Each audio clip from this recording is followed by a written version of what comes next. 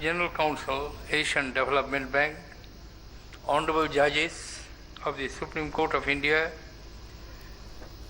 Chief Justices of different High Courts, Honorable Judges of the High Courts, distinguished delegates coming from abroad, guests, ladies and gentlemen.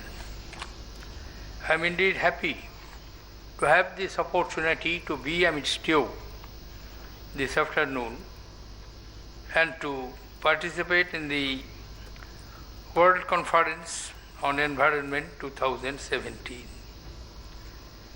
It's indeed a matter of appreciation that the National Green Tribunal, India's premier environment watchdog, has facilitated this forum for wide-ranging discussions on environmental issues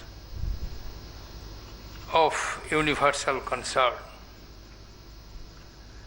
Distinguished delegates, participants, ladies and gentlemen, in the discourse that characterizes global environmental concerns today, we have moved from non-voluntary conservation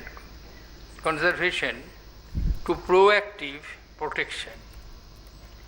Global warming and rising sea levels are no longer in the realm of future.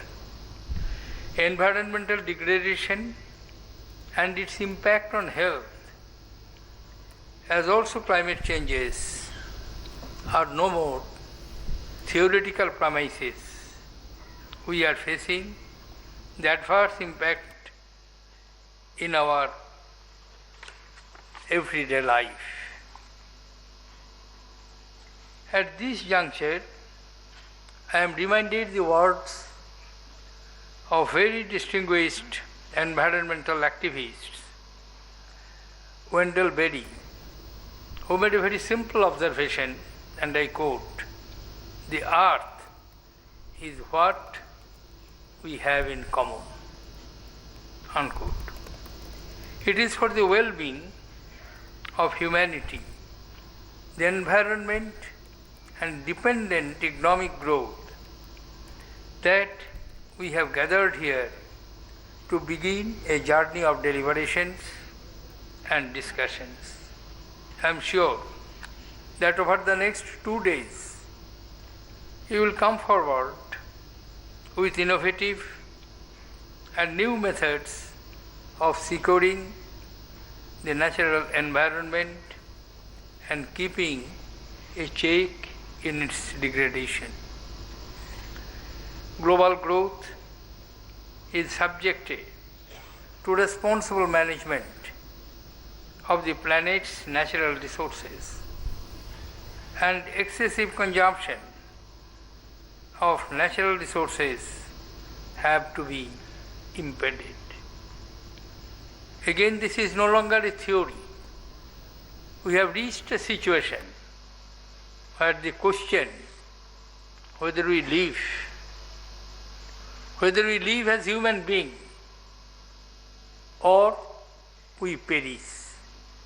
Therefore, it's no longer a debate or scoring a particular viewpoint, but perhaps the time has come which demands the collective intervention of the international community as a whole. It was this consciousness that got reflected in the Paris Agreement under the aegis of the United Nations.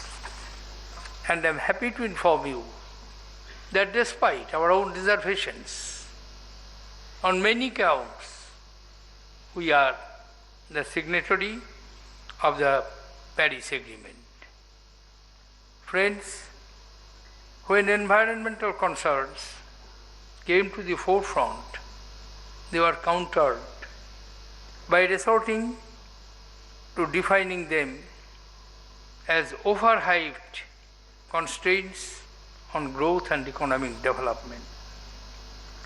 We had extreme opinions on both sides, and it was a welcome development that conservation has now become inclusive and participatory.